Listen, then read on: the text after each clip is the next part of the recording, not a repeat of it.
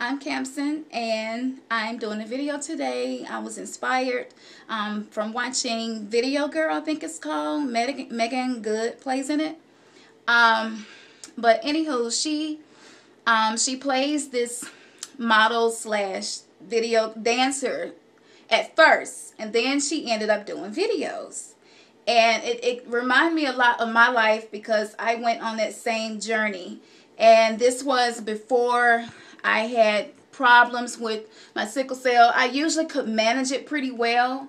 So before all of this, that pretty much was my life. And I saw so many people just destroy themselves with just with the enemy offering them something that seemed like something else. And I was so inspired by it.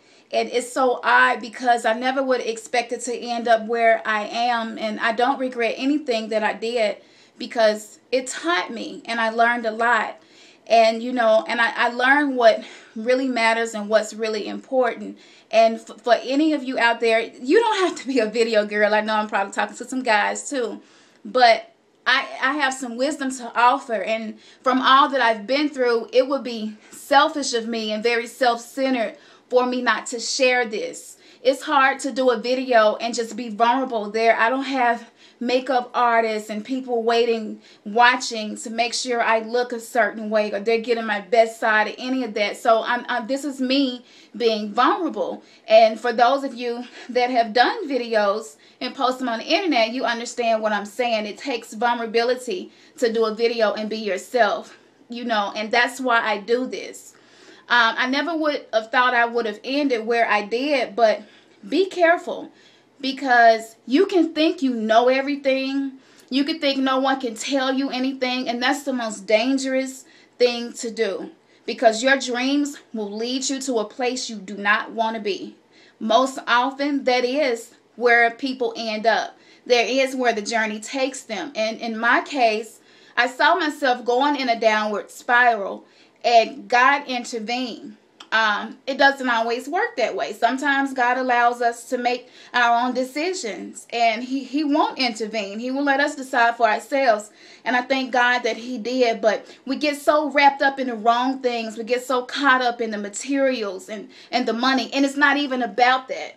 At the end of the day, love is what counts. Having not just family, friends, but sometimes friends are more family to you than your own family. So it's just about having people in your inner circle that you love, you know, and it has nothing to do with how old you are. But most of us are trying to better ourselves, and we're on a journey to make ourselves better. Give our children things that we didn't have. And when you become ambitious, there's a fine line between ambition and selfishness, self-centeredness, greed. Your own life becomes your idol. Money becomes your idol. That becomes the focus of everything that you do. Be careful not to let all of your decisions be based around money.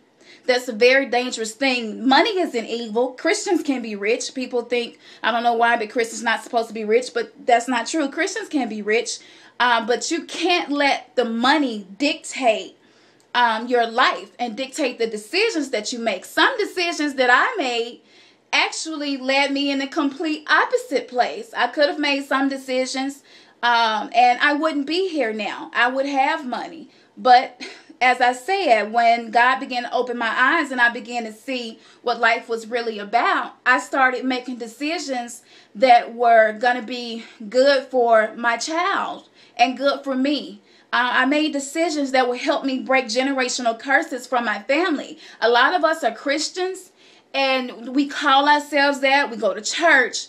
But a lot of us really don't know what it is to be a Christian because we haven't learned the basic foundations that you need to build on. We're building on a foundation that's no good. We're building on a foundation that was first place because our grandmother made us go to church. So because we went to church growing up, we consider ourselves Christians, and that's not the case.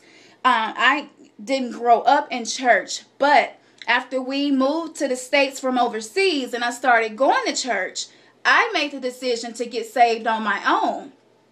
But at the time, I didn't have the understanding that I have now. So I can't say that I'm a Christian and I'm saved if I didn't understand what I was doing when I got saved and accepted Jesus Christ as my Savior. Or if I was forced or manipulated or coaxed into, being pressured. You need to go ahead and do this and do the right thing. And a lot of us, that's what happened. And, our parents and grandparents, it wasn't that it was something bad. They were just looking out for us, and the sad part is a lot of us think that we have salvation and have relationship with God when we're not even married to him yet. We're still in relationships with money. We still have soul ties with people. And you're not going to get to the place where you're imagining and the place where you're trying to arrive until you break those ties, until you divorce from those unholy relationships. So a lot of us